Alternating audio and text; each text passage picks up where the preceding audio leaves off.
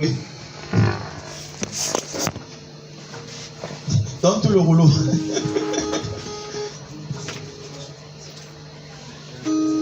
Merci. Amen. Amen. Bénissons le Seigneur pour ces temps. Nous rends déjà gloire à Yahweh pour nous faire prendre conscience depuis hier. Amen. Et surtout, je bénis le Seigneur pour l'exhortation que nous a donnée notre frère Grace Yohanan. Ça vient tellement bien conclure tout ce qu'on s'est dit hier. Amen. Amen. Depuis hier, on est en train de parler sur un thème qui est une jeunesse choisie. Amen. Et on comprenait hier que quand il y a une génération qui faillit, quand les vieux faillissent, Yahweh suscite toujours, choisit toujours une jeunesse, une génération nouvelle pour restaurer, pour confondre ceux qui ont failli. Amen. Nous voyons par exemple l'histoire de Shemuel et puis avec Élia, donc le sacrificateur. Élie, le sacrificateur, avait ses enfants qui étaient tombés dans toutes sortes d'abominations, n'est-ce pas, qui faisaient subir au temple. Mais à cause des sentiments, ce père qui était un homme d'Élohim qui devait rendre justice à la part d'Élohim, à cause de ses enfants, il ne frappait pas, il n'agissait pas. Jusqu'à ce que Yoshua, pour le confondre, va passer par un enfant qui était Samuel, n'est-ce pas? Et pour que justement Samuel restaure ce qui a été défait, le fonctionnement, la saleté qui était tombée, le pauvre qui était tombé sous le temple, alors que Samuel, n'est-ce pas, repart cela. Et plus tard aussi, on a vu l'exemple de Saül, le roi Saül, avec Israël. Un roi qui a été élu selon les critères humains, parce que bon, il était plus grand que tout le monde. À cause de sa taille, on fait de lui un roi. Mais en lui, il n'y avait pas la crainte de Yahweh, il n'avait pas subi le brisement, la formation de Yahweh. Et malheureusement, très vite, il est tombé dans la désobéissance par rapport aux voix de Yahweh, et Yahweh l'a rejeté et l'a choisi quelqu'un d'autre qui était David.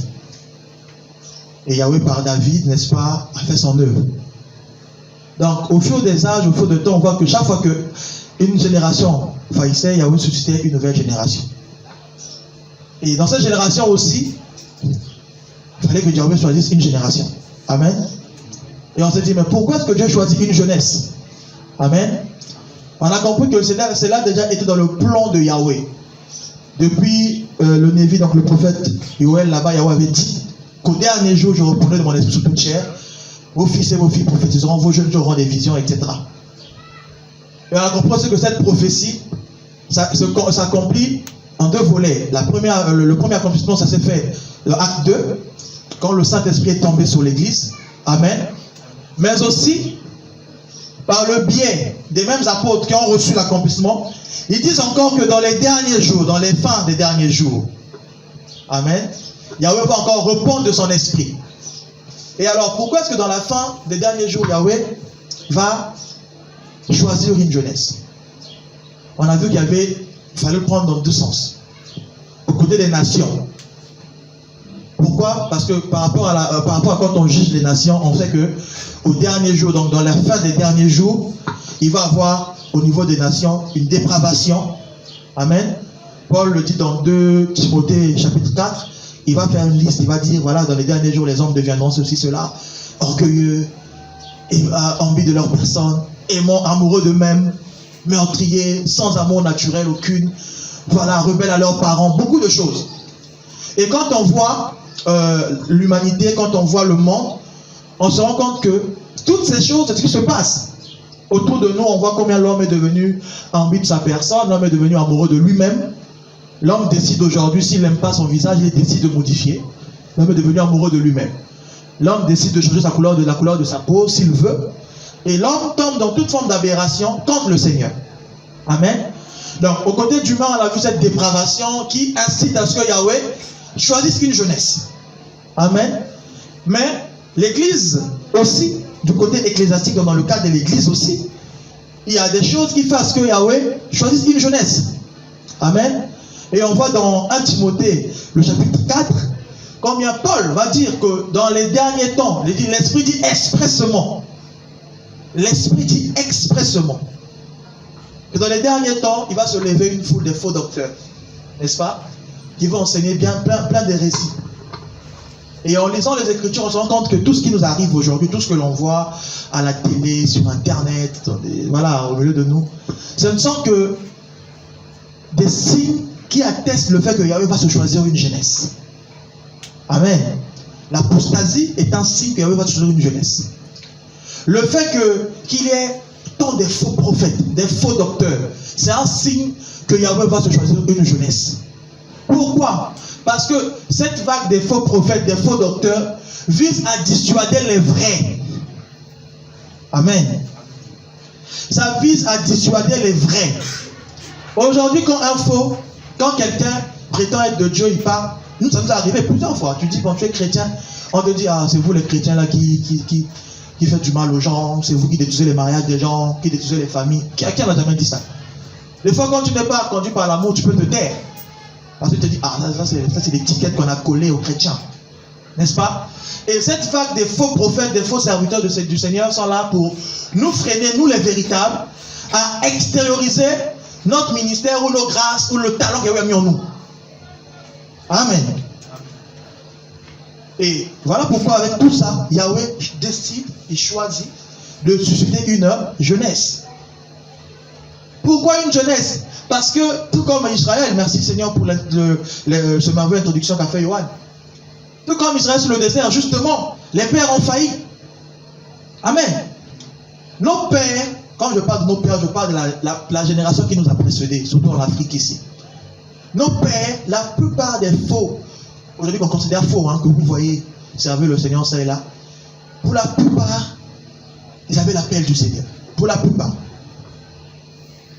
C'est cette nouvelle génération, donc la génération 2000, l'an 2000, 2012 là, où il y a beaucoup de gens qui sont motivés par la cupidité. Mais sinon, la génération de 92, c'était les pères de réveil. C'est des jeunes qui étaient à l'étranger, qui ont goûté le réveil et qui ont ramené le réveil dans des pays d'Afrique. Amen. Mais après, il y a eu une nouvelle génération d'hommes de Dieu qui s'est élevée surtout dans les années 2000, 2010, qui était conduite par la cupidité. Des gens qui voyaient que dans la vie de l'église, je dirais une carrière professionnelle. Je vais aller étudier ma Bible, et je vais ouvrir une église, je vais vivre de ça. N'est-ce pas? Mais à part cette vague-là, il y a eu une vague des pères qui étaient véritablement des appelés du Seigneur. Amen. Qui ont goûté Dieu. Mais qui, malheureusement, comme Israël dans le désert, tellement qu'ils avaient le dépôt. Amen. Le dépôt de l'ancienne alliance. Le dépôt des vieilles outres. Ça les a rattrapés. La culture des pères les a rattrapés. Comme Israël. Israël est dans le désert. À peine que Moshe monte sur la montagne. Israël qui était... Israël, vous savez, cet Israël qui sort dans le désert, c'est une génération qui n'a pas connu, comme je disais dimanche dernier, qui n'a pas connu Abraham, qui n'a pas connu Joseph même. La preuve en est que l'histoire de Joseph avait disparu des annales. Il est dit qu'il y eut un roi et un pharaon qui n'a pas connu Joseph. Il dit que même les exploits de Joseph en Égypte n'étaient plus racontés. Après plus de 430 ans, c'est normal. Amen. Donc même la génération d'Israël qui était née là, qui sortait avec Moshe, beaucoup ne connaissaient pas l'histoire même d'Israël. Amen. Beaucoup ne connaissaient même pas les exploits de ce qui était leur histoire, d'où ils étaient venus, Abraham, tout ça.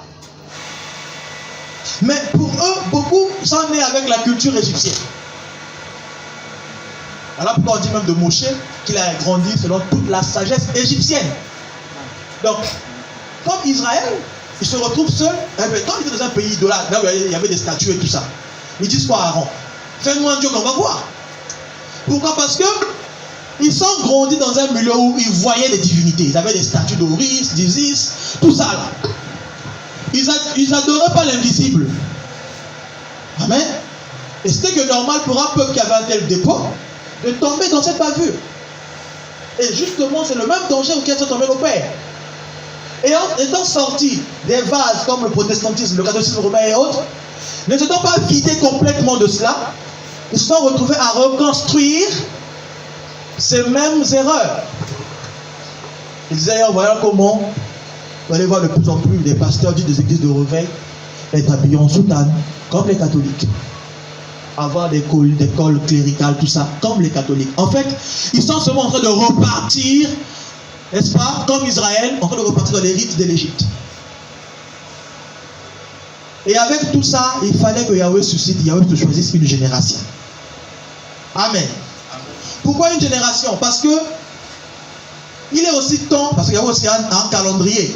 Amen.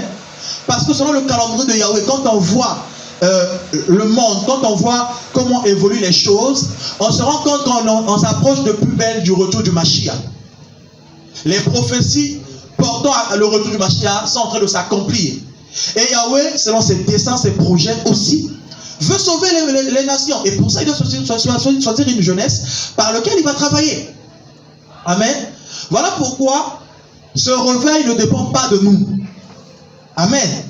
Voilà pourquoi nous, tout ce qu'on doit faire, c'est de se rassurer d'être au bon endroit, au bon moment, avec des bonnes prédispositions. Amen. Pourquoi? Pour que, quand Yahweh va donner le top, parce que c'est lui qui va le décider, qu'il le fasse par nous. Sinon, si on n'est pas prêt, Yahweh donnera le top, il le fera, mais avec d'autres personnes. Amen. Oui, c'est une vérité, ce que je vous dis. Parce que Dieu a décidé, c'est même pas les hommes. Vous savez, ce réveil, certes, quand Yahweh met la pensée du réveil, il met la flamme de la prière, comme ce qu'il nous a dit depuis un moment déjà. Quand vous devez vraiment allumer la flamme de la prière, je pense que c'est encore quelque chose d'actualité. Mais vous devez savoir que les prières des saints, ce n'est pas ce qui déclenche le réveil. Non. Les prières des saints visent à les préparer pour être des hommes de réveil, c'est tout.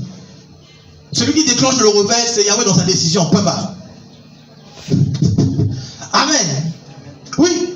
Yahweh nous emmène à la prière avant le réveil pour que nous puissions être, comme je disais dimanche dernier, des montagnes et des vallées. Amen. Des montagnes et des vallées. C'est pour ça que Yahweh nous amène dans la prière, des moments de prière intenses qui précèdent le réveil. Sinon, ce n'est pas pour appeler le réveil. Certes, dans ce moment de prière intense, nous crions, nous soupirons au réveil, mais ce n'est pas ce qu'il fait déclencher. Amen. Ah oui. Israël criait depuis un moment déjà. Les souffrances de l'Égypte, ils criaient depuis un moment déjà. Israël criait. On souffle les fouets. On souffle les fouets. Israël criait. Mais c'est au temps du Seigneur, 430 ans après, il dit, bon, les cris de mon peuple ont monté vers moi. Ça montait depuis. Amen. Mais quand il décide, c'est là qu'il fait. Amen. Regardez. Christ part, il promet l'Esprit aux saints. Les gars, ils restent en prière. Priez. Demandez l'Esprit, la promesse, ils priaient. Pour eux, ils se disaient certainement, peut-être que ça allait faire que 3 jours. Ou 4 jours. Je ne sais pas. Amen. Ils priaient. Lesquels des apôtres pouvaient se dire, tiens, lors de la prochaine Pentecôte, maintenant il me prie pour là, c'est sûr que ça va tomber sur nous. Personne ne savait. Il priait. Mais Yahweh, comme il ne fait rien au hasard, il va faire concorder les choses avec le calendrier qu'il donne à Israël pour que tout ça ait un sens pour ceux qui vont lire après. L'Esprit pouvait tomber avant. L'Esprit pouvait tomber après. C'est pourquoi c'est tombé à la Pentecôte. C'est pour que l'on comprenne que ce qu'a vécu Israël, c'est ce qu'a vécu l'Église. Amen. Ah oui. C'est 40 jours après la traversée du désert qu'Israël a reçu la loi par Moïse. Est-ce que vous le savez? C'est plutôt après la traversée du Jourdain plutôt. 40 jours après qu'ils aient traversé le Jourdain, c'est là qu'ils reçoivent la Torah par Moïse. 40 jours après. La loi est venue. Comme nous aussi, 40 jours après, n'est-ce pas que Yoshua ait ouvert le nouveau chemin, il fallait que la loi de l'Esprit aussi vienne en nous. Amen. Amen. Et Yahweh fait les choses dans son temps. Yahweh a un calendrier. Yahweh fonctionne comme ça. Et tout ce que nous on doit faire, c'est demander au Seigneur la sagesse, comme les fils d'Isaac, pour pouvoir lire dans les temps de Yahweh et saisir les temps. Amen. Alors, hier on a vu tout ça et on s'est dit aujourd'hui, par exemple, Seigneur, on va voir qu'est-ce qui caractérise une jeunesse choisie. Amen. Alors, qu'est-ce qui définit une jeunesse choisie? On sait qu'on est choisi. Qui c'est qui les choisit ici? Moi, je sais que je suis choisi. Amen. Alors, qu'est-ce qui nous caractérise? Qu'est-ce qui fait qu'on se dit, tiens, on est choisi? Qu'est-ce qui fait la différence entre nous, cette jeunesse choisie, et la jeunesse que le malin a suscitée? Parce qu'il y a aussi une jeunesse que le malin a suscitée. On va le voir tout à l'heure. Amen. Alors, comme j'ai pris l'habitude, là, on va encore se le dire. Dis à ton voisin, là. Dis-lui que nous sommes apostoliques et prophétiques. Dis ça. Non, dis-lui ça bien. Nous sommes apostoliques et oui. Amen. L'église est apostolique et prophétique. Alléluia. Le Saint-Esprit est apostolique et oui. Hier, je l'ai expliqué hier, n'est-ce pas? Je vais encore le dire. Il faut que ça entre. C'est le message du temps. Amen. Il est écrit de l'Esprit que quand il viendra, il vous rappellera tout ce que je vous ai dit. Amen. Il est écrit de l'Esprit qu'il vous enseignera toutes choses. Donc le Saint-Esprit enseigne. Il pose un fondement. C'est la portée apostolique du Saint-Esprit. Amen. Le Saint-Esprit est apostolique parce qu'il nous instruit. Il fait asseoir en nous les bases du ciel. Mais il est aussi écrit de l'Esprit que le Saint-Esprit révélera à votre esprit que vous êtes fils de... Le Saint-Esprit révélera à votre esprit les profondeurs des... Le Saint-Esprit révèle aussi. C'est la portée prophétique du Saint-Esprit. Amen. Et donc l'église est apostolique et prophétique. Dans la prière, il est écrit que nous avons été édifiés sous le fondement des apôtres et des... Christ étant la pierre angulaire. Amen. Alors aujourd'hui, dans l'enseignement de tout à l'heure, je vais être très prophétique. Amen. Je vous invite à lire 2 Samuel. On va commencer par 2 Samuel.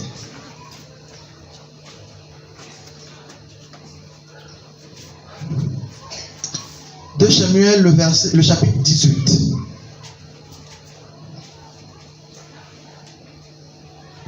Le chapitre 18 à partir du verset 19.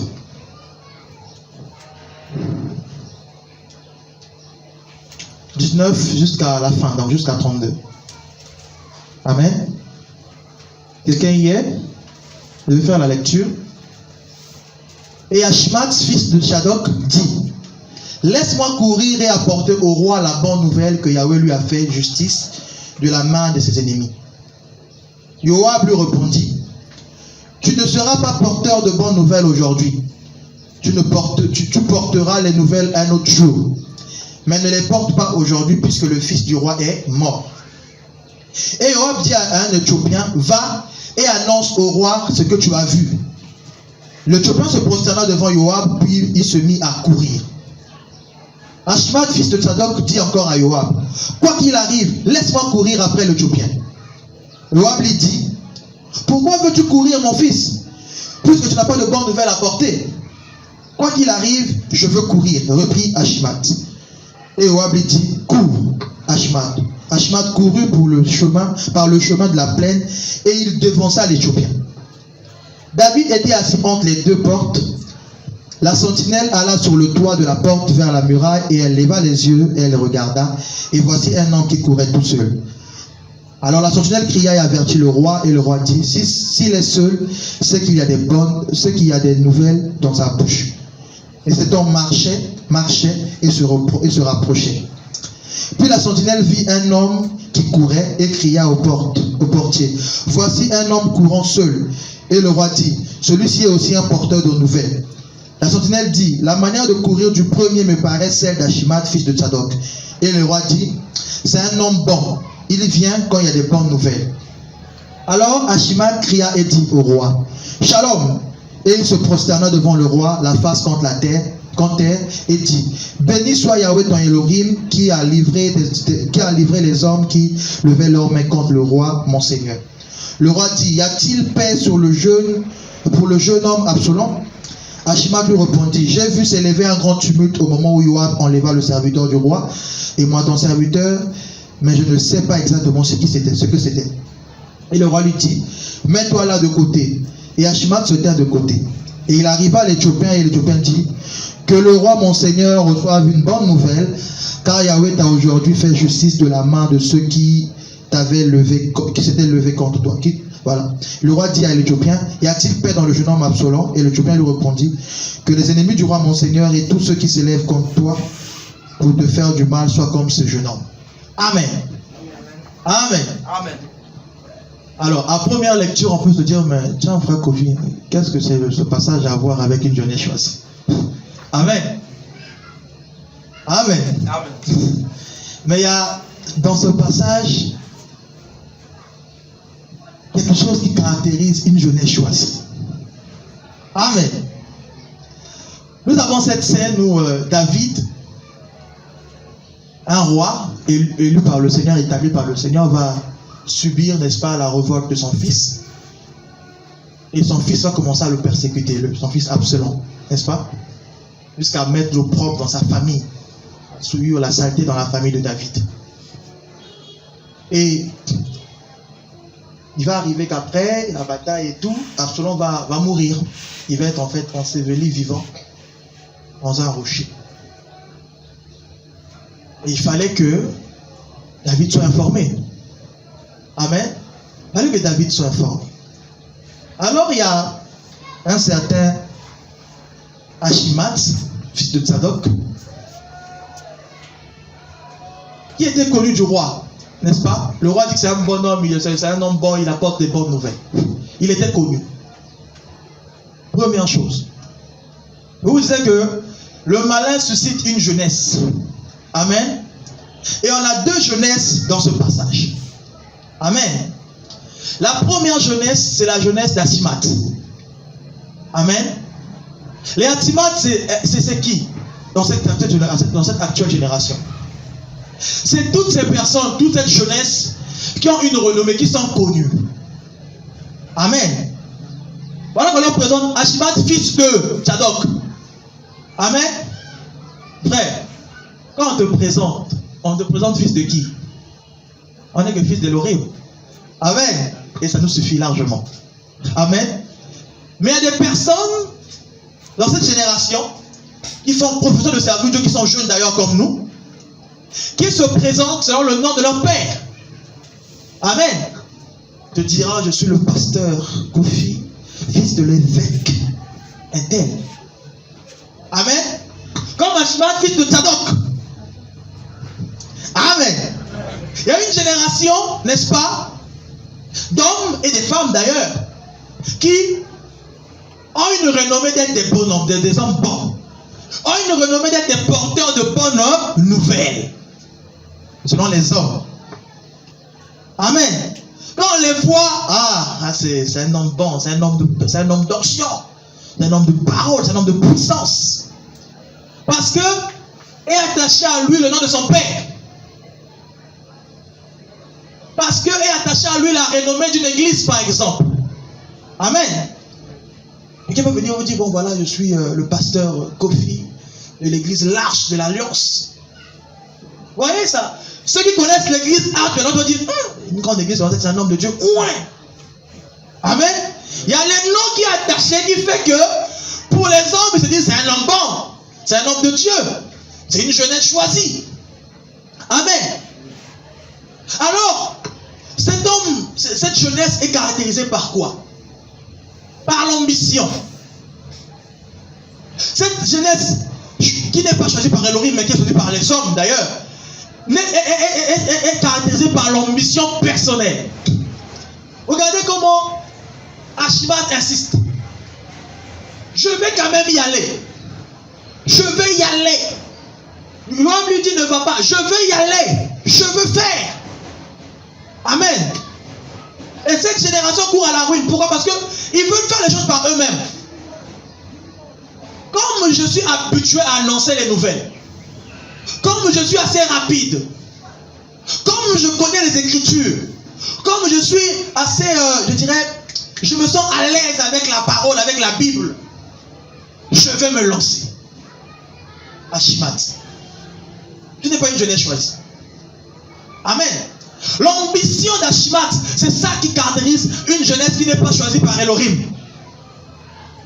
Comme depuis un moment quand je prie, ou quand je prêche, les gens tombent là, ça tremble là, il y a l'onction. Dieu m'appelle à m'exposer, je dois sortir. Je dois aller crier. Comme j'ai fait 2-3 songes là où je me vois en train de prêcher dans les rues là, Dieu veut que je sorte crier. Achimat. Amen. Les Achimat font les choses parce que leur cœur est habitué à ça. Il était habitué à courir. David le connaissait. David dit, c'est un homme bon. Il apporte des bonnes nouvelles. Il dit que c'est quelqu'un qui apportait les nouvelles. Le roi le connaissait. Amen. Et le royaume des ténèbres a suscité actuellement des Achimat. Des jeunes gens qui ont que pour seul frein la limite de ce qu'ils sont. Sinon, sans limite, nos limites, on ne les arrête pas. Ils font ce qu'ils veulent. Ils se laissent conduire comme ils veulent. Amen. Mais Yoab, qui était sage, il dit non, tu n'apporteras pas la nouvelle aujourd'hui. Car tu n'as pas de bonne nouvelle à apporter. Mais il va y avoir un autre homme que personne ne connaît. La preuve, on ne donne même pas son nom. Amen. On ne cite même pas son nom. On cite sa nature. C'est parce qu'il était noir. Amen. Frère, en ce temps, vous savez, fini les temps pour ce complexe de l'homme noir qui est le fruit de l'esclavage. Vous voyez que nous, on est très complexé du blanc. Hein. On a subi, ils nous ont dominés pendant bien d'années. Il y a eu l'impérialisme, il y a eu l'esclavage, il y a eu la colonisation, et jusqu'alors encore il y a le néocolonialisme, comme ils appellent ça, les relations franco-afrique, toutes ces histoires qui nous asservissent. Amen. Et de toutes ces choses est né un complexe de l'homme noir face au blanc. Mais Yahweh dans son trône a regardé les Éthiopiens, nous autres. Amen. Yoab va voir un Éthiopien. Il va dire non. Pas toi, l'Éthiopien. Un Éthiopien dit que quelqu'un qui n'avait pas d'identité. Une jeunesse choisie est définie par le fait que il ne compte pas sur lui-même. Il n'a pas de renommée. Amen. Ce qui fait que quand il sort, les gens sont étonnés. C'est qui celui-là? D'où il sort? C'est quoi ce message? Amen. Regardez, 2 hommes viennent vers le roi avec le message. Mais il y a qu'un seul que le roi reconnaît. Il dit c'est un tel porteur de bonnes nouvelles. Amen. Mais celui-même qui avait reçu le mandat de venir, lui on ne le connaissait pas par son nom. Amen. On choisit un homme qui n'avait pas d'identité.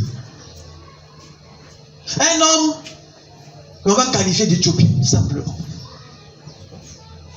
Mais il y a une autre chose qui va se passer dans ce même passage, c'est que l'Éthiopien qui a le message, l'Éthiopien qui a le mandat, l'Éthiopien qui est envoyé par le Seigneur, va se retrouver dévancé. Amen.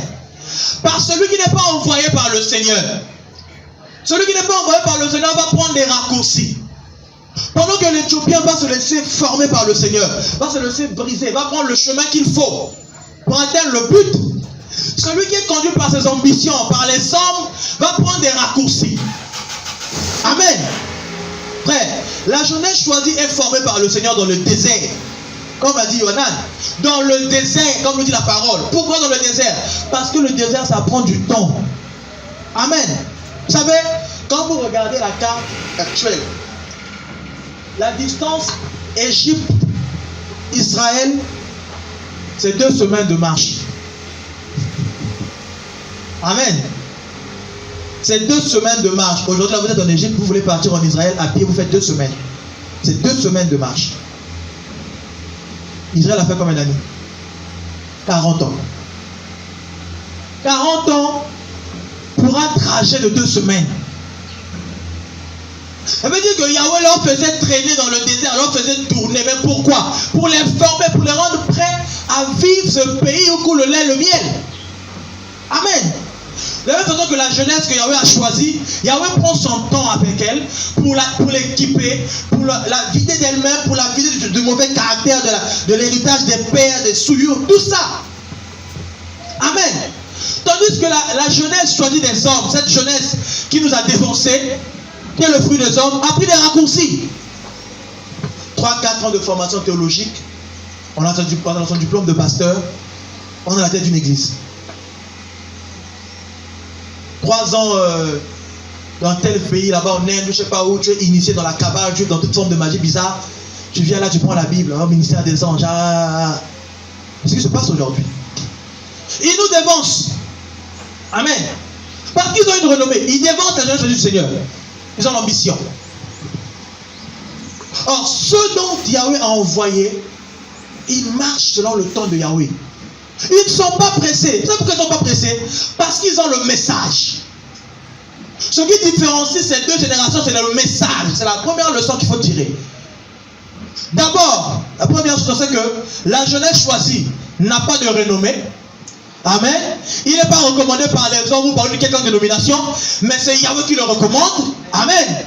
Frère, nous sommes de ceux qui n'avons pas leur confiance parce qu'on porte un nom. La preuve, là où on se réunit, c'est l'église du plateau tout court. Amen. Le jour où on sera en forêt, ce sera l'église de la forêt. Amen. Amen. Le jour où on ira, c'est pas au stade, l'église du stade. Amen. On ne portera jamais de nom ici. Parce qu'on n'en a pas besoin. Amen. Mais alors, cette jeunesse qui n'a pas de nom est aussi définie par quelque chose. Frère, il va arriver que Achiman qui est arrivé, il va se mettre devant le roi. Le roi va lui demander, ok, porte-tu une nouvelle? Oh my God. Quel est-il du jeune Absalom? Parce que c'est ça, la nouvelle du moment. Le message de l'heure. C'est ça. Qu'en est-il du message de l'heure? Il dit non, j'ai vu un tumulte. Mon serviteur ne sait pas trop. Voilà ce qu'il dit. Je lis ça, c'est trop drôle ce qu'il va dire. Voici, il dit, Achiman répondit, voilà, j'ai vu s'élever un grand tumulte au moment où Joab envoya le serviteur du roi et moi ton serviteur. Mais je ne sais pas exactement ce que c'était. Il n'y a pas de message. Amen. Il est venu avant l'autre. Il a couru très vite. Il a pris des raccourcis. Au final, il n'a pas le message de l'heure. Amen. Il n'a pas le message de l'heure. Frère, regardez tous ces jeunes qui remplissent Facebook Live par ici, séminaire par ça, tous ces jeunes qui font tout ça là. Ils ont quoi comme message? Ils n'ont pas de message, ils n'ont pas le nouveau message. C'est le même message, la nourriture réchauffée de leur père qu'ils donnent aux gens. Ça ne donne pas la vie. Ce pourquoi Yahweh a suscité une jeunesse, c'est que Yahweh a suscité une jeunesse pour dire au saint, préparez-vous, le royaume de Dieu, le royaume de Dieu est proche. C'est pour dire au saint, hey les gars, cherchez d'abord le royaume des cieux. Amen. Pourquoi? Parce que les pères leur disent, Bogobala, Bogobota, c'est ce que les pères leur disent. Vous allez voir, vous régnez maintenant, vous êtes des champions, c'est ce que les pères leur disent. Mais cette jeunesse prêchée d'Achimax, comme ils n'ont pas eu le temps à marcher tranquille, à faire asseoir le message de l'heure, eh bien ils donnent le même message que leur père. Ils n'ont pas de message. Amen. Or la jeunesse choisie, l'Éthiopien, frère, quand il vient devant le roi, il a le message de l'heure. La preuve en est que quand Achiman a parlé, il a dit mets-toi là. Il dit que tu n'es pas utile, mets-toi là. Amen. Frère, tu as beau remplir les stades, tu as beau avoir 10 000 abonnés sur Facebook, tes vidéos ont beau avoir plus de nombre de vues. Si tu n'as pas le message, Yahweh te dit mets-toi là, tu ne vivras pas mon réveil. Mets-toi là, tu ne porteras pas l'étendard de Yahweh ici. Mets-toi là. Parce qu'il suscite une jeunesse, frère, les Éthiopiens. Frère, une jeunesse qui, eux, ont la grâce d'avoir le message de l'heure. Qui, eux, Yahweh fait la grâce d'avoir le message qui amène l'épouse à laver sa robe tous les jours. My God, frère, la jeunesse choisie est définie par le message. Il est écrit quoi? Quel est ce serviteur, n'est-ce pas, fidèle, qui donnera à ce peuple la nourriture convenable à son frère. À chaque temps, une nourriture. Tu ne peux pas être dans les derniers temps, les derniers jours, et donner aux gens la nourriture réchauffée. Frère, la nourriture du passé. Non! À une jeunesse choisie, à un temps, un repas, une nourriture. Frère, la pluie qui va tomber demain n'est pas pareille à la pluie qui a tombé hier. Non! Chaque pluie, c'est goutte d'eau. Amen. Frère.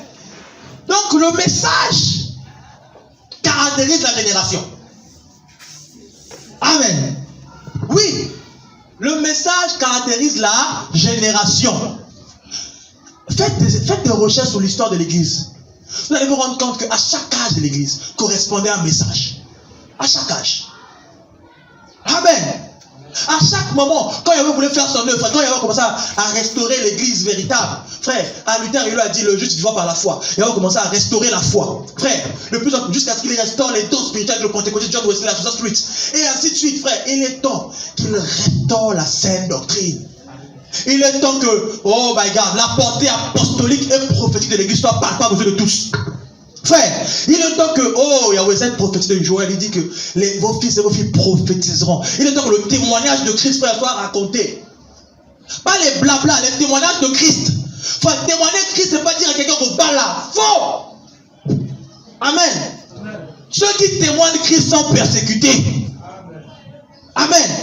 Si frère, quand tu prêches ta parole, la vérité que tu prêches, tous les jours tu prêches, personne ne te persécute. Tu n'es pas maltraité. Tu n'es pas, on ne raconte pas des ragots sur toi. On accepte tout ce que tu dis aisément. Frère, tu ne témoignes pas Christ.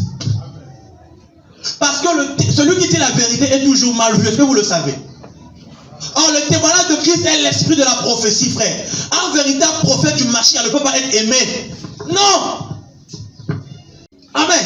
Frère, c'est des signes qu'il n'y a plus, c'est la nourriture que je fais, il n'y a plus la vie.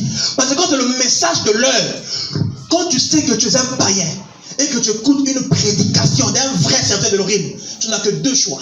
Soit tu te repens, soit tu arrêtes. Amen. Amen. Ben oui. Frère, regardez la preuve qu'on est rempli maintenant des pères qui ont failli et qu'il n'y a plus la vie dans l'église. La musique dite chrétienne, entre guillemets, est jouée dans des bars et des boîtes de nuit. Et les gens dansent. C'est terrible. Les gens dans le péché sont en train de donner du rumba sur du Moïse Mbié. Ça ne vous fait pas dire qu'il y a un problème. Frère, quand il y a l'onction dans le chant, oh my God. Frère, quand il y a l'onction dans le chant, oh, je bénis les ceux qui ont la grâce dans le chant, là, les frères et ceux qui ont la grâce dans le chant. Frère, la musique là, elle vient du ciel. Quand elle est faite par de ceux qui ont la grâce et la crainte de Yahweh, oh, les démons quittent les cœurs, frère. Les blessures des cœurs sont guéris. Les hommes se retrouvent face à leurs péchés, ils se repentent. Quand je vous dis. Mais les gens n'ont plus le message. La jeunesse actuelle, qui n'est pas la jeunesse de l'Orime que l'on voit, hein? Amen. Parce que cette jeunesse-là est exposée. Amen. Nous, on n'est pas encore exposés. Hein? Parce que je bénis, parce que nous avons clairement dit 2021, là, selon les hommes, là. Mais pour nous, nous parlons en termes de saison. Amen. Il y a eu clairement dit en prière, là. Il y a eu clairement dit année de préparation. Amen.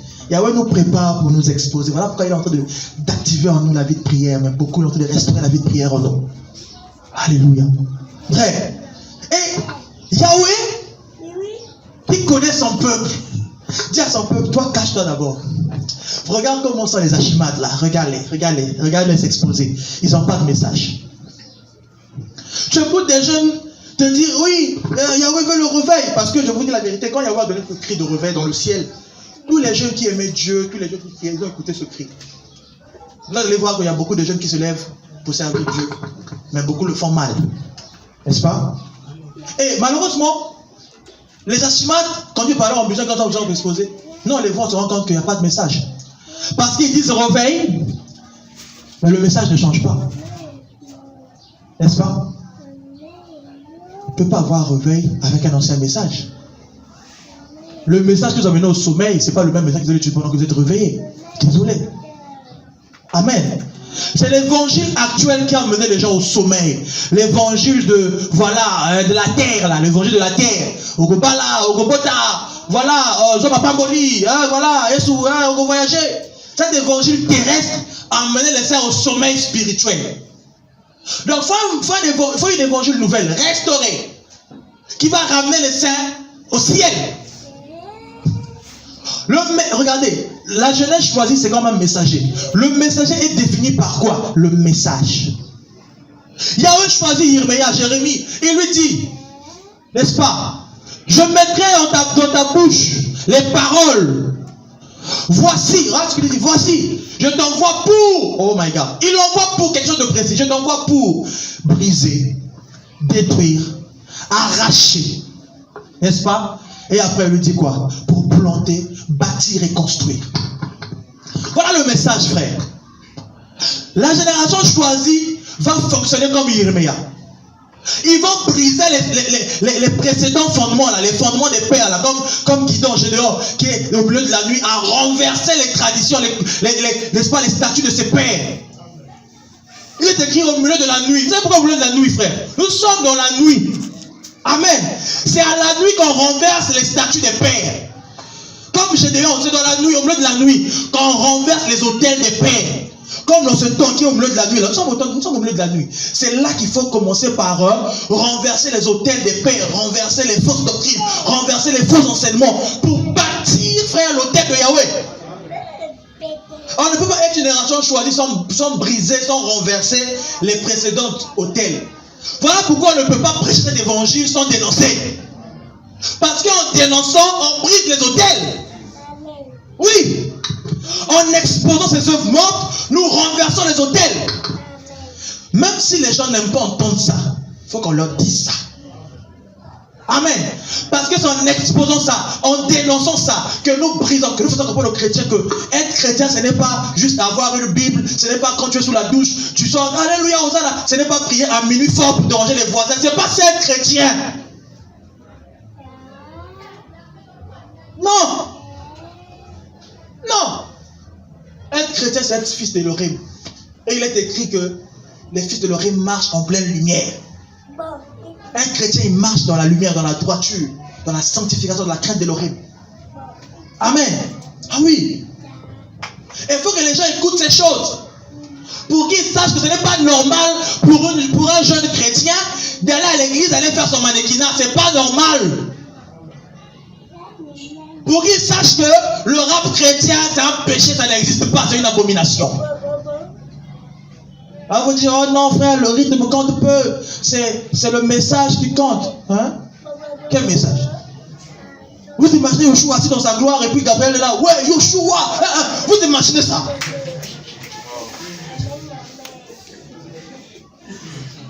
Projetons-nous un peu, c'est simple. On peut se projeter et dire, ah, ok, d'accord. Ah. Ça refoule automatiquement. Amen. Oui.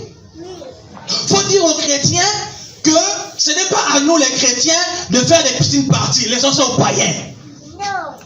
Les gens fuient le brisement. Ils veulent tellement qu'ils ne veulent pas vivre la vie chrétienne. Tu les vois là, non, les jeunes chrétiens de l'église organisent une soirée blanche, white night. J'étais choqué quand j'ai vu ça sur internet. Et puis tu les vois, ils sont là avec des gobelets rouges comme des païens. Ils disent, même si tu mets du jus dedans, tu as imité un concept païen. Et puis vous allez dire quoi? Ouais, frère, on dit quoi? Au bord de la piscine, quoi. Je suis un Dieu, hein, frère, ça va. Dès le moment que vous ne voulez pas sortir du monde. Amen. C'est terrible. Il faut faire comprendre aux chrétiens que tout ça, c'est ce qui a mené la mort dans l'église. Amen. Le message. Voilà ce qui a fait la différence entre l'Éthiopien et Ashmat. Le message. Et l'attitude. L'Éthiopien n'a pas couru. Il a respecté le temps. Il a pris le chemin qu'il fallait pour arriver vers le roi. Ashmat, qui était un habitué des techniques, paf, à la vallée, raccourci, paf. Voilà ce qui fera la différence entre les vrais et les faux. Les faux auront la forme. Ils sont connus des hommes, ils ont une renommée. Mais ils n'auront pas le fond. Parce que le fond, c'est le message. Mais les véritables frères, ils auront le message de l'heure. Ce qui fera que quand ils seront confrontés à des situations, quand ils seront confrontés face aux faux, frères, ils auront le message. Les deux étaient confrontés. Les deux étaient devant le roi. Mais il n'y a qu'un seul qui a donné au roi le message. Celui qui avait le message. Frère, le temps arrive. Tu vas être confronté devant un homme qui se dit être prophète. Peut-être jeune comme toi. Il va faire ses grimaces. Mais toi, quand tu parleras, on saura que tu as le message. Le temps arrive, vous, sœurs. Tu seras devant tellement de sœurs qui vont prétendre être des pasteurs, être des évangélistes, être des prophétesses. Toi, tu leur diras simplement, je suis une fille du Seigneur. Je suis une servante Elohim. Je ne suis pas prophétesse. Mais quand vous allez encourager les gens, différence se fera. Amen. Frère, je vois ici des sœurs qui ne sont pas appelées prophétesses, mais qui ont plus de paroles que ceux qui ont porté ce titre. Je vous dis. Parce que vous êtes une jeunesse choisie. Alléluia.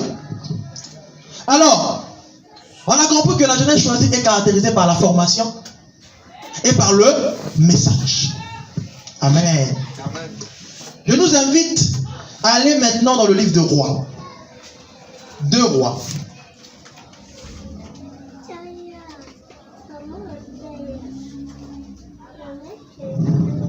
Oh, alléluia.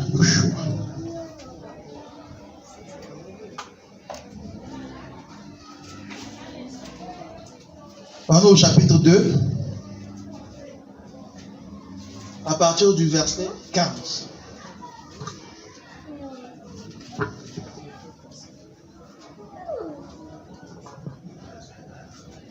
Deux Rois, chapitre 2, à partir du verset 15. Amen. Mais quand les fils des prophètes qui étaient à Jéricho le vinrent d'en face et ils dirent, l'esprit d'Élia repose sur Élisha. Ils vinrent à sa rencontre et se prosternèrent contre terre devant lui. Ils lui dirent, voici, il y a parmi tes serviteurs 50 hommes talentueux. Veux-tu qu'ils aillent chercher ton maître, de peur que l'esprit de Yahweh ne l'ait envoyé et ne l'ait rejeté sur quelque part au-dessus de la montagne? Amen. Et Élisha répondit, ne les envoyez pas. Mais ils insistèrent tellement qu'il eut honte de refuser. Et il dit, envoyez-les. Ils envoyèrent 50 hommes qui pendant 3 jours cherchaient Élia, mais ne le trouva pas. Puis ils retournèrent vers Élisha, qui était à Jéricho, et il leur dit, ne vous avais-je pas dit n'y allez pas? Les hommes de la ville dirent à Élisha, voici le séjour dans cette ville est bon, comme mon Seigneur le voit, mais les eaux sont mauvaises, et la terre est stérile. Il dit, apportez-moi un vase neuf, et mettez-y du sel. Et ils le lui apportèrent. Puis il alla vers la source des eaux, et il jeta le sel, et dit, ainsi parle Yahweh, je guéris ces eaux, et ils ne cesseront plus, et ne causera plus ni mort, ni stérilité. Les eaux furent assainies jusqu'à ce jour, selon la parole d'Élisha, que Élisha avait prononcée. Amen.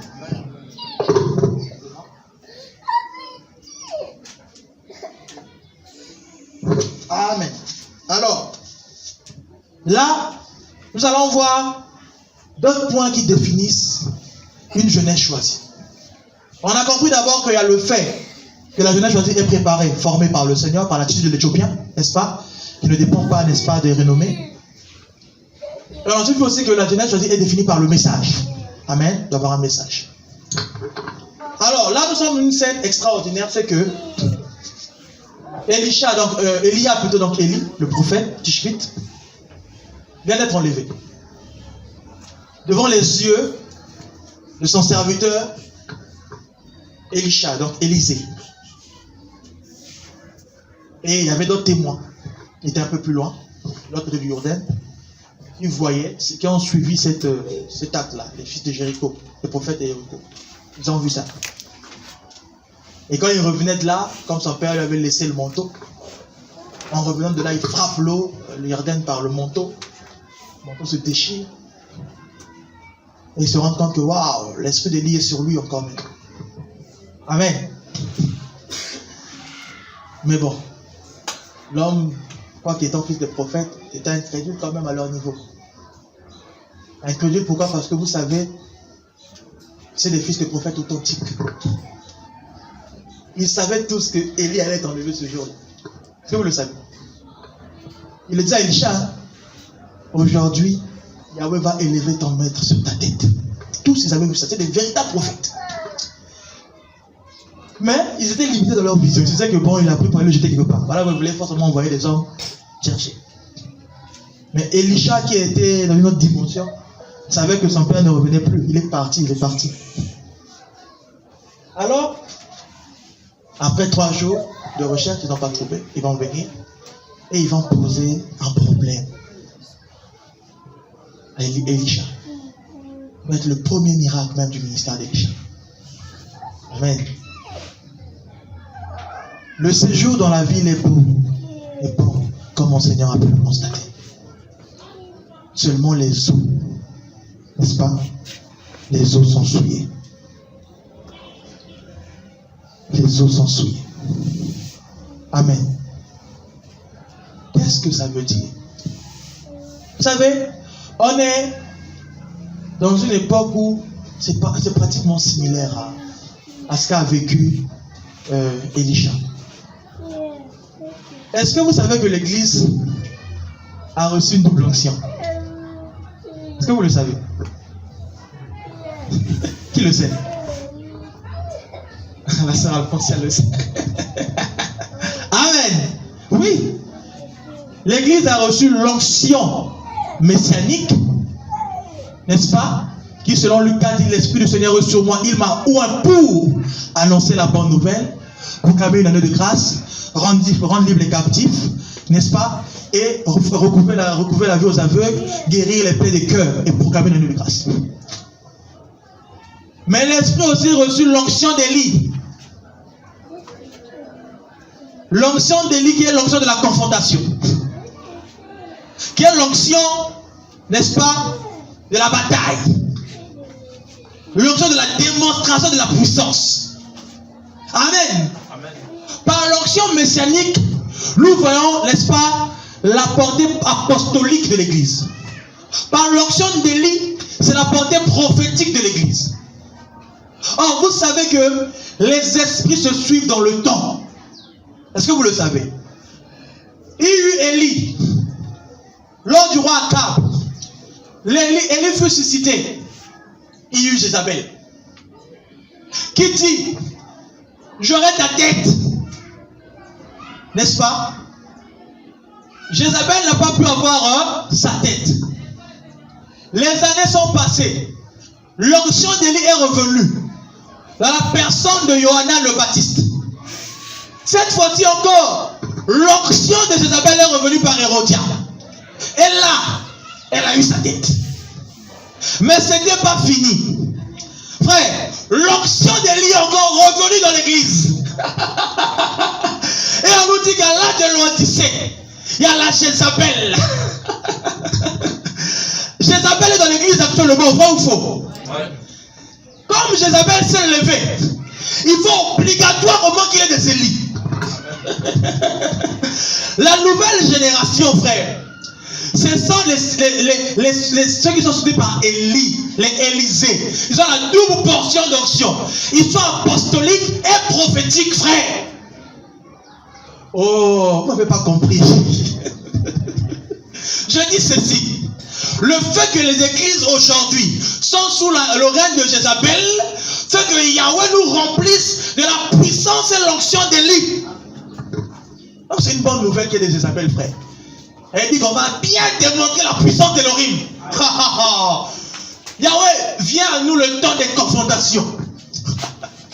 Les temps où, frère, on va se lever pour dire, qui est pour Elohim? Qui est pour Elohim? Ah oui. Moi je crois qu'on vivra des miracles mais authentiques comme pas possible. Amen. Elle dit, je ne crois pas, je le sais. Amen. Parce que je le dis, je le sais pourquoi, parce que mon cœur est convaincu que Yahweh nous a déjà donné ça. Et il suffira pour nous d'être au bon endroit, au bon moment, avec des bonnes prédispositions, et on vivra toutes ces choses. Je vous dis la vérité. Alors, Elisha, qui avait soulevé l'onction d'Élie, va être confronté face à une situation. On va lui poser un problème. Le séjour dans la ville est bon. Oh, frères et sœurs. Comme ne dit-il pas que la vie sur la terre est bonne. Comme ne dit-il pas ça. Nous encore, il y a eu fait grâce d'être dans des pays quand même, comme on dit, on voit le développement, hein, des pays où il n'y a pas tout. Amen. Ça fait que quand même on cherche Dieu. Et là que tu tombes malade, tu regardes la porte et tu dis Seigneur, guéris-moi quand même, je t'en prie. Il y a des pays où tellement l'homme est bon, là où tellement ils sont bien. Même quand ils sont malades, ils ne s'inquiètent pas. Je vous dis, il y a 2 jours de cela, je parlais avec un ami en moi qui est en France, il me dit, tiens Kofi, tu sais, je ne sais pas, je vais encore revenir au pays. Il dit, quand je suis malade, je ne m'inquiète pas, je vais être soigné obligatoirement, que j'ai l'argent ou pas, je vais être soigné.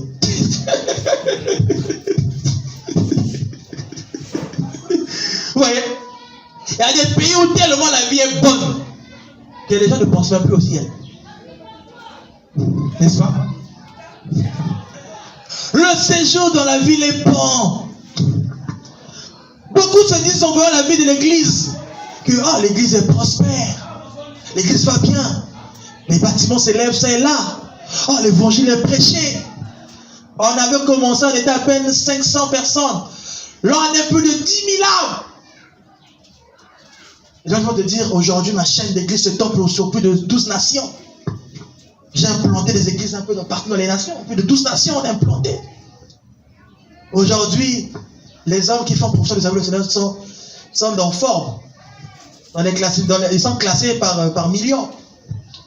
C'est par exemple que non, il y a un homme de Dieu milliardaire.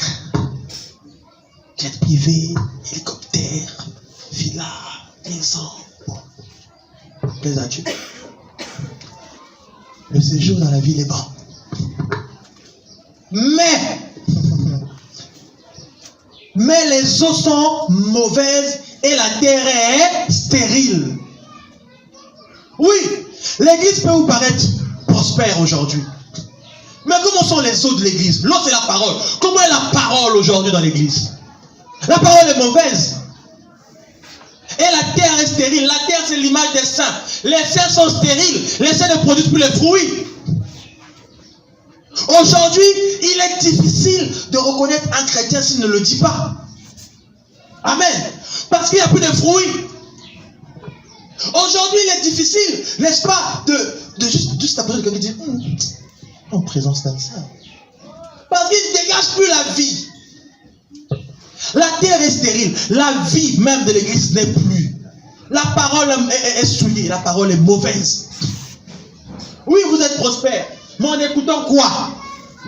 Oui, le ville est bon, mais votre terre, elle est comment? Qu'est-ce qu'on vous enseigne? Qu'est-ce qu'on vous prêche? Amen. L'eau est mauvaise. Il n'y a plus la vie. Tout ça pourquoi? Parce que les gens ont négligé le premier amour. Parce que les gens sont tombés dans des us et coutumes. On a changé de vision. On ne cible plus le ciel. Aujourd'hui, pour la plupart des personnes, ils définissent la réussite de leur ministère par l'expansion numérique ou par la quantité, ou par l'expansion de leur église. Mais Paul, un père, il va parler, il va dire, après d'avoir cité toutes les douleurs qu'il ressentait par rapport à lui, il va dire, en début de tout ça, ce qui me fait le plus mal, c'est la tristesse qu'endurent tous les saints. Y en a-t-il un qui ne soit faible que je ne sois faible? Y en a-t-il un qui ne tombe que je me tombe moi-même? Ça veut dire que pour Paul, quand un de ses fils dans la foi faillissait, c'est comme celui-là a failli. Aujourd'hui, il y a des églises où les gens disent, papa n'a vu ça dans mon livre, papa n'a vu ça, papa n'a vu ça. Il peut faire 6 mois, il n'a jamais serré sa main, il ne l'a jamais vu, il n'a jamais parlé avec lui. Parfois quand il arrive aux réunions, il est tellement loin qu'il est obligé de suivre la réunion par les écrans, tout ça. Et même le jour où il veut le voir, quand il arrive, là, la ligne est tellement longue. Il faut payer le droit, consultation. Ouais, tu vas aller voir ton médecin pour qu'il te consulte. La qualité est passée où? Frère, moi je veux être un père dans la foi de 2 fils qui vont au ciel. Qu'avoir 10 000 qui vont en enfer. Ta couronne, tu ne l'auras pas. Amen. Ta couronne, tu ne l'auras pas. Tu seras peut-être sauvé, mais tu n'auras pas la couronne. Amen. Alors, les eaux étaient mauvaises.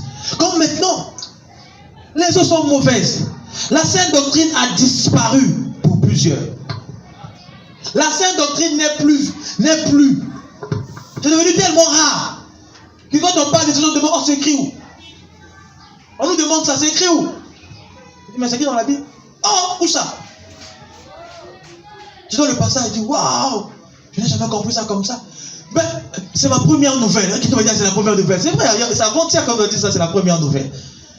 Je dis à quelqu'un, non, on ne va pas payer la dîme, tout ça, il explique la dîme, tout ça là. Après, non, tu dis, là, ça. Dans nos repas, c'est ma première nouvelle. Waouh! On dit tellement que les gens sont formatés. Le monde est en train de tellement rendre esclaves les enfants du Seigneur que la vérité devient des premières nouvelles. Amen. Alors, que va faire Elisha? Il va dire, apportez-moi un vase neuf. Voilà ce qui définit une jeunesse choisie. Amen. Frère, la jeunesse choisie, frère, c'est des vases neufs. Hier, je disais, on ne met pas du vin nouveau dans des vieilles outres. Oh my God, merci Seigneur. Une fois, j'étais à Ngo et mon épouse m'écrit et me dit, tiens, chérie, je suis en train de méditer sur Jean 2. Quand c'était Jean 2 ou Jean 1 là. Il y a un passage là, mais je ne crois pas que ça soit que ce que je comprends. Le premier miracle de Yeshua. Amen. Yeshua est devant. Sa mère lui dit, il dit, non, mon heure n'est pas encore arrivé. Qu'y a-t-il en toi, mon homme? Mais Marie, connaissant le secret de l'origine, connaissant que c'était le temps pour son fils de commencer, va quand même dire aux gens, faites ce qu'il vous dira. On ne lui a pas donné une réponse affirmative. Mais il dit quand même aux gens, faites ce qu'il vous dira. Ah, Yeshua. Il y avait là des vases.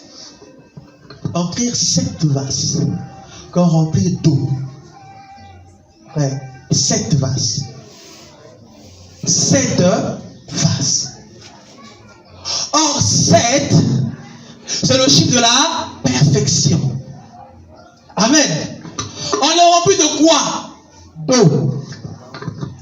Or, 7 vases, 7 églises. Alléluia. 7 vases, 7 églises. Amen. Rempli de quoi? Rempli. Or, l'eau, c'est quoi? La parole. Yahweh remplit l'église de la parole. Mais pourquoi? Pour que cette parole soit transformée en... Or, le vin, c'est quoi, frère? C'est l'onction, le Saint-Esprit. Voilà pourquoi, frère, l'église doit être remplie de l'Esprit. Voilà pourquoi l'église actuelle, frère, doit être des vases remplis, des vases neufs. Yeshua n'utilise que des vases neufs. Je vous dis, apportez-moi un vase. Un vase neuf, apportez-moi ce vase. Apportez-moi un vase. Ne mettons pas du vin nouveau dans les vieilles outres. Yahweh dit non. Les vieux là, ceux qui se sont nourris de l'héritage catholique, ceux qui se sont nourris du protestantisme, ceux qui ont encore en eux tout l'héritage, tout le dépôt là, des vieilleries là, c'est pas d'eux dont j'ai besoin. Parce que si je leur donne ce vin nouveau, ils vont le salir. Ça risque même de les casser. Oui. Si je donne ce message de vie, ce message de l'heure aux vieux, ils vont mal le comprendre. Voilà pourquoi le Mashiach est venu. Frère, il y avait des pharisiens qui connaissaient lire et écrire, qui connaissaient les textes. C'est pas vers eux qu'il est parti. C'est pas vers eux qu'il est parti. Il est allé vers des personnes qui n'avaient pas les aptitudes à écrire. Il est allé vers des hommes sans instruction, des pécheurs et des républicains, des personnes qui étaient loin de la vie du temple. Des gens comme les Matthieu, quoique juifs, mais loin, quoique instruits, mais loin de la vie du temple. Ils ne connaissaient même pas les lois. Les textes même, ils ne connaissaient pas. C'est des gens comme ça que Dieu va prendre pour leur donner les clés du royaume, les mystères du royaume. Faut un vase neuf et du sel. Vous savez, le sel que vous voyez là, elle dit que nous sommes le sel de la terre. Vous savez, le sel est compliqué. Quand vous mettez un peu de sucre dans quelque chose, si le sucre peut, vous ne sentez pas le sucre. Mais le sel même peut, vous le sentez. Et quand on a trop, c'est amer. Amen. Le sel fait fondre les glaces. Le sel. Le sel lutte contre la pollution, contre la corruption. C'est-à-dire que tu mets la viande, tu n'as pas de frigo, tu mets le sel. Poisson salé là, ça ne pourrit pas? N'est-ce pas? Le sel. Le sel donne de la saveur. Oh, je vois des sels ici. Ah oui. Des personnes qui vont lutter contre la corruption. Frère, les vases nouveaux que nous sommes doivent être remplis du sel pour lutter contre la pollution, contre cette saleté, cette souillure de l'église. Pour dire non à la souillure, pour se dresser contre les montagnes, pour renverser les forteresses du malin. Alléluia. Ah oui. Il dit, mettez du sel et lui apportez. Puis il alla vers la source des eaux. Amen. Frère, une génération choisie, non seulement ce sont des vases neufs, mais en plus de cela, ils sont remplis de sel et elles savent se diriger vers la source. Elles ne vont pas combattre les hommes. Elle ne va pas combattre les hommes. Elle va combattre les œuvres. La nouvelle génération aura la sagesse d'Elohim. On va discerner que tel problème, la source c'est là. Tel souci dans l'église, ça vient de là. Amen. Frère, vous savez, plus loin, Elisha va être convié quelque part. Et les gens, ils avaient faim. Il y avait la famine au pays, ils avaient faim. Et il va voir quelqu'un qui va sortir, sans qu'on lui envoie, il va sortir. Regarde les Hachimates là. Il va sortir, son mandat il sort. Il ramasse des tonnes de colocales sauvages. Il n'avait pas la connaissance. Et il va le couper et le mettre dans le potage. Les gens attendaient ce plat pour manger, tu viens salir le plat. Et quand ils vont commencer à manger, une personne qui avait dit, oh, la mort est dans le pot. Oh, c'est horrible, la mort est dans le pot, Mais ils ont faim. Elle dit, ils prirent la farine, jeta sur le repas. Il dit, mangez. Et la mort a quitté le pot. Ce miracle d'Elisha est parallèle à ce miracle-ci. Face à la mort dans les eaux, frère, il a mis le sel. Face à la mort dans le pot, il a mis la farine. Oh, la farine, c'est le pain. Le pain, c'est la parole. Amen. Frère, devant ces pauvres, ces frères qui nous ont précédés, mais qui sont aujourd'hui morts, devant cet ami peut-être que tu connais, qui est aussi jeune comme toi, mais qui malheureusement sert Dieu loin de la vérité, qui est mort, seule la farine peut le rendre la vie. Seule la parole actuelle, la parole de l'heure peut nous redonner la vie.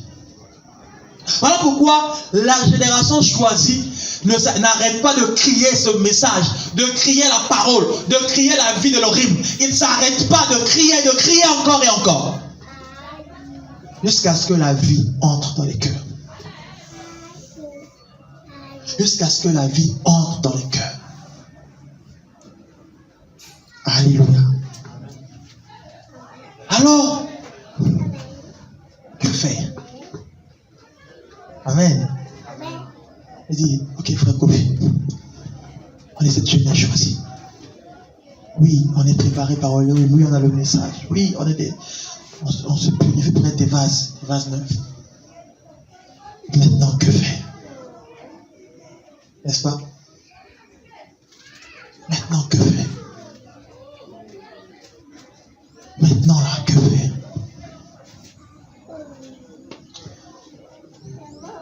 On va repartir lire ce que Paulos a dit à Timothée. On l'a lu hier. On va le relire encore aujourd'hui.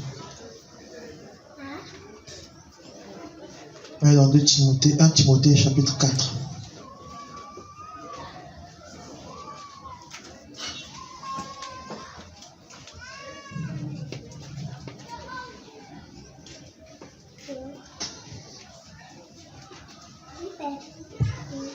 Timothée chapitre 4.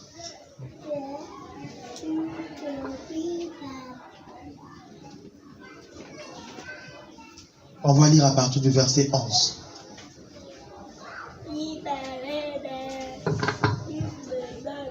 Déclare ces choses et enseigne-les. Que personne ne méprise ta jeunesse, mais deviens un exemple pour les fidèles en parole, en conduite, en amour, en esprit, en foi, en pureté. Applique-toi à la lecture, à l'exhortation et à l'enseignement jusqu'à ce que je vienne. Ne néglige pas le don que tu as, le don qui est en toi et qui t'a été donné au moyen d'une prophétie, avec imposition des mains du corps des anciens. Pratique ces choses et donne-toi tout entier à elles, afin que tes progrès soient évidents pour tous.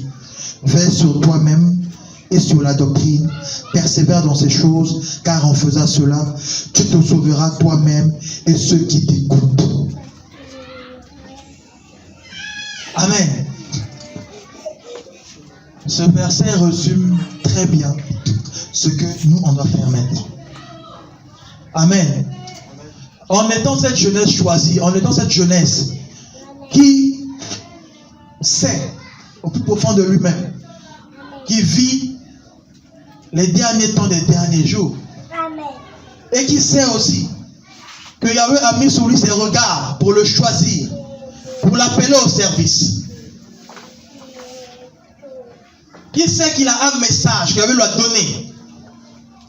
Qui sait qu'il est un vase neuf, que Yahweh remplit de farine et de sel. Qui sait que l'eau en lui est devenue vin, onction, Yoshua. Qui sait qu'il a reçu l'onction et l'esprit d'Élie, l'onction messianique. Paulos nous dit, déclare ces choses et enseigne-les. Amen. Ne retiens plus ta langue. Crie à plein gosier. Ne te retiens pas. Déclare ces choses et enseigne-les. Parce que le temps est venu pour que ceux qui ont le message soient entendus. Ceux qui n'avaient pas le message nous ont précédés. On leur a dit, mets-toi là. Et il est temps maintenant pour ceux qui ont le message d'être entendus. Il est temps maintenant pour ceux qui ont le message de crier ce message.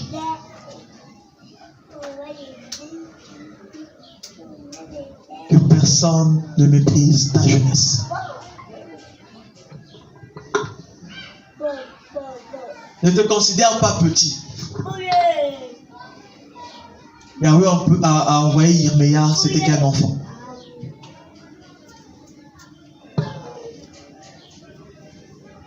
Mais à l'époque où Yirmeya a été appelé, suscité, le roi qui était sur Jérusalem à cet âge-là, à cette époque-là, n'avait à peine que 4 ans de plus que lui. Donc c'était des jeunes qui géraient Israël. Un jeune était roi et un jeune avait reçu l'onction du Névi pour crier face à Israël. Alléluia. Que personne ne méprise ta jeunesse. Que tu ne te considères pas comme inutile. Parce que certes tu es inutile, mais tu es utile dans Yahweh. Utile par la fonction. Que personne ne méprise ta jeunesse. Mais deviens un exemple.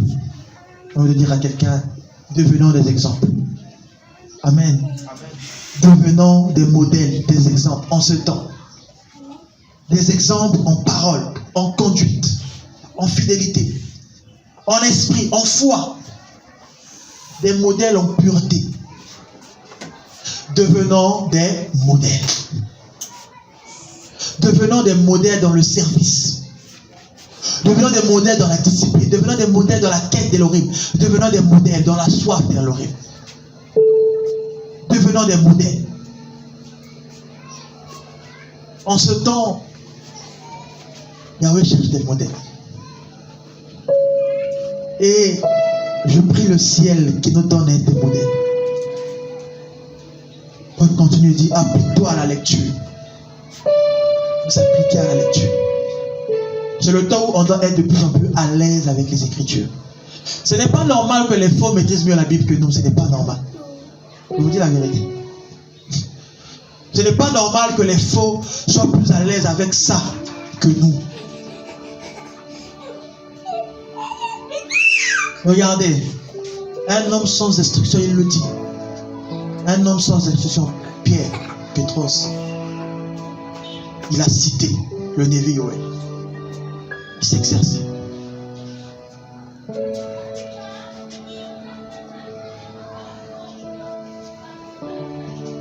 Paul, on me dira, mais Paul était un pharisien avant. Ok. Mais Pierre. Amen. Mais Pierre.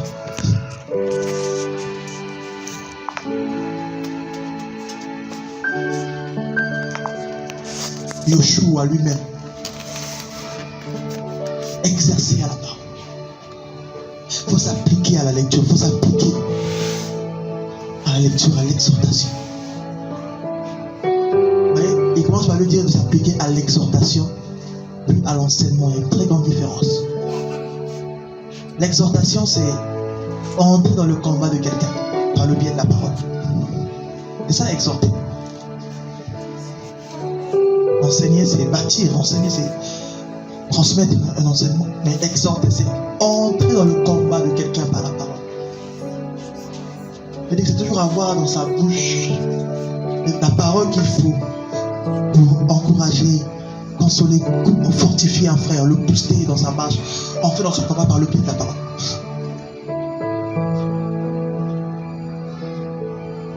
Jusqu'à ce que le Seigneur vienne. Jusqu'à ce que l'on vive le réveil. Oh my God. Ne néglige pas le temps qui est en toi et qui t'a été donné au moyen d'une prophétie.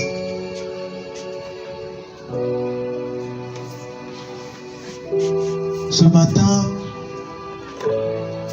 au nom de Yoshua, j'aimerais déclarer prophétiquement que tout ce qui est enfoui en toi, tous les dons que Yoshua t'a transmis depuis le sein de ta mère, maintenant est restauré au nom de Yoshua. Je prophétise que cette jeunesse est remplie en dons. Un Corinthe qui était rempli de tous les dons spirituels, je prophétise que cette jeunesse est remplie de tous les dons spirituels. Que l'onction du Seigneur restaure les grâces prophétiques au milieu de nous. Que l'onction du Seigneur restaure les grâces des dons spirituels au milieu de nous. Oh my God.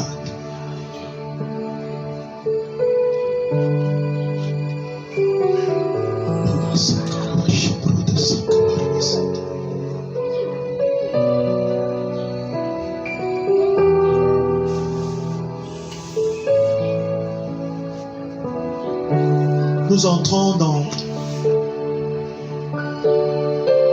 une phase de renouveau. Le Seigneur est en train de renouveler tout ce qui était enfoui, dormi en nous. Je vois le Seigneur rebooster les vies. Je vois le Seigneur en train de restaurer la flamme de plusieurs, la passion de plusieurs. Il y a des personnes qui avaient perdu la soif de l'Elohim, qui avaient perdu la faim de l'Elohim. Dieu est en train de restaurer cette faim, cette soif. Ton cœur va de plus en plus soupirer de l'Elohim, va de plus en plus avoir faim de lui. Tu vas de plus en plus courir vers lui. Je veux le Seigneur mettre une telle fin que tu ne seras jamais satisfait.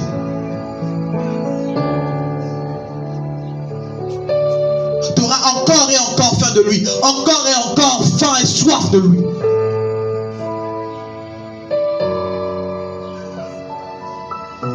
Oh là là, c'est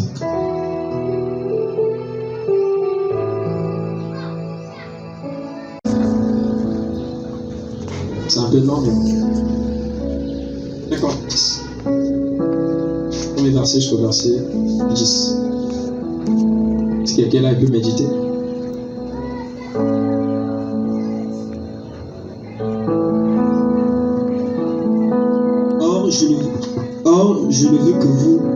Je ne veux pas que vous ignoriez, frères, que nos pères ont tous été sous la nuit, et qu'ils sont tous passés au travers de la mer, et qu'ils ont tous été baptisés en Moshe dans la nuit et dans la mer, et qu'ils ont tous mangé le même aliment spirituel, et qu'ils ont tous bu la même boisson spirituelle, car ils buvaient au rocher spirituel qui les suivait. Or, le rocher était le Mashiach. Et ce n'est pas dans la plupart d'entre eux qu'Élohim trouva son plaisir, car ils furent abattus dans le désert. Or, ces choses sont devenues des exemples pour nous, afin que nous ne convoitions pas les choses mauvaises, comme eux-mêmes les ont convoitées. Et ne devenez pas idolâtres, comme quelques-uns d'entre eux, selon qu'il est écrit, le peuple saisit pour manger et boire, et ils se levèrent pour jouer. Et ne nous prostituons pas comme quelques-uns d'entre eux se prostituèrent, de sorte qu'ils en tombèrent 23 000 en un jour. Et ne tentant pas le Mashiach, comme quelques-uns d'entre eux le tentèrent, et furent détruits par le serpent.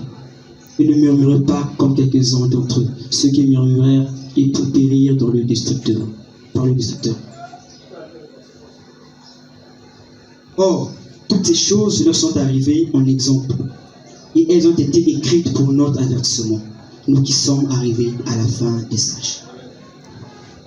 Nous qui sommes arrivés à la fin des âges. On nous dit que toutes ces choses ont été écrites pour nous servir d'exemple, pour nous avertir à nous, cette dernière génération que le Seigneur avait préparée pour la fin des âges.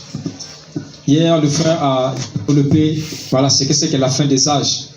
On a dit que ça a commencé depuis le Mashiach, mais bien plus encore quand l'Esprit est descendu sur les apôtres au jour de la Pentecôte. Et c'est une succession d'événements jusqu'à ce que nous aboutissons à la fin, vraiment de la fin.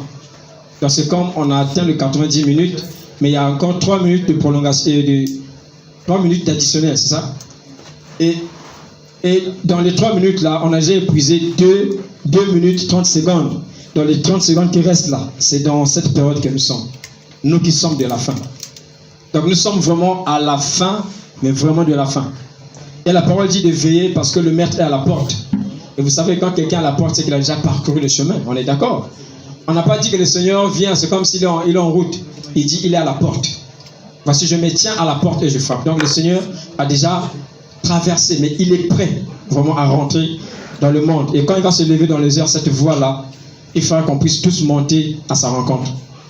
Et ici, le Seigneur dit que même nos pères ont bu l'eau de ce rocher. Et ce rocher était le Seigneur. Et par la suite, il dit, mais cependant, ils ont tenté le Mashiach. Donc vous voyez que le Mashiach a toujours été. Ils ont tenté le Mashiach. Ils n'ont pas tenté un autre Dieu. C'était le Mashiach. Et nous qui sommes de cette génération, nous avons aussi mangé, et nous mangeons le même aliment. Mais la seule différence, c'est la dispensation. La dispensation a changé. Les circonstances ont changé.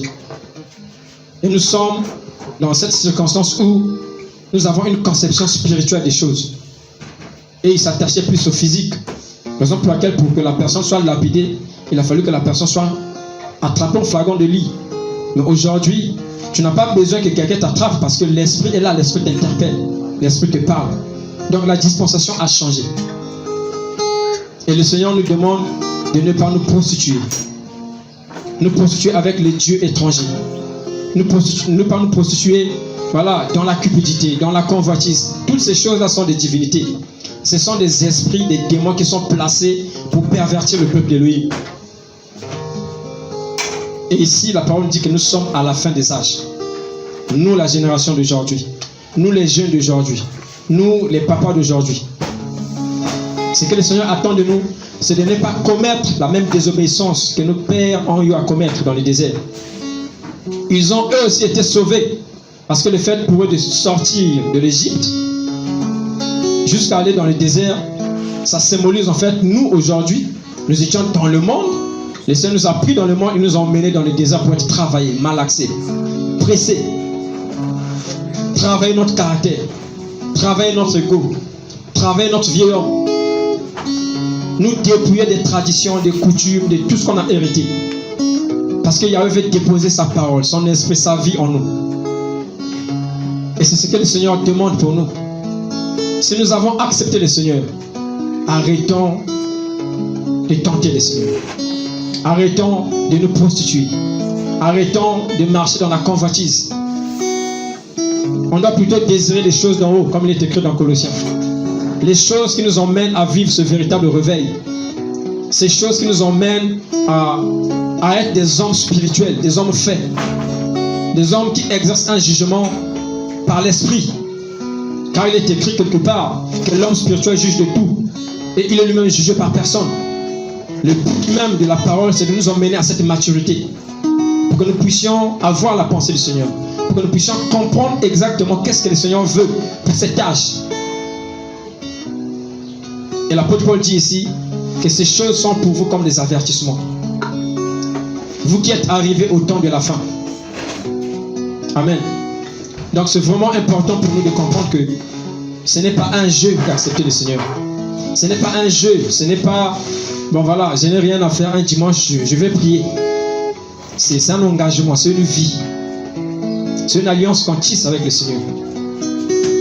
Et cette alliance ne dépend pas d'un lieu pour pouvoir la manifester.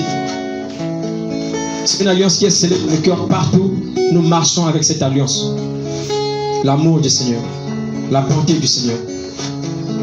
Tu veux être sélectionné du camp du Seigneur, ben, dépouille-toi des œuvres mortes. Abandonne cette forme de vie que tu as.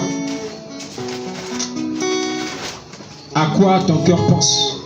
Quelles sont tes aspirations? Quelle est la réalité que tu t'es fait dans ta tête? Je me dis, dans ce siècle, si on espère encore construire des étages, on a quand même un problème. C'est pas mauvais, mais si c'est ça le penchant que nous avons, on a un souci. Parce qu'avec tout ce qui se passe dans le monde, on doit plutôt se sanctifier. On doit plutôt se préparer. Amen. C'est ça. Donc, je bénis le Seigneur pour son amour. On n'est pas plus que les enfants d'Israël. Et il y a quelque chose qui vient, merci Seigneur, il y a quelque chose qui vient, c'est que tous ceux qui étaient sortis du pays d'Égypte, tous les pères, personne n'est rentré dans Canaan, excepté Josué et Caleb, et les enfants qui sont nés dans le désert. Personne qui sont rentrés. Donc, en gros, les enfants qui n'ont pas connu l'idolâtrie, qui n'ont pas connu la désobéissance, qui n'ont pas connu la rébellion, qui n'ont pas connu le vaudou, hein, si vous voulez, le vaudor, qui n'ont pas connu ces choses. Ce sont ces enfants-là que le Seigneur a emmenés sur cette terre qu'il avait promis.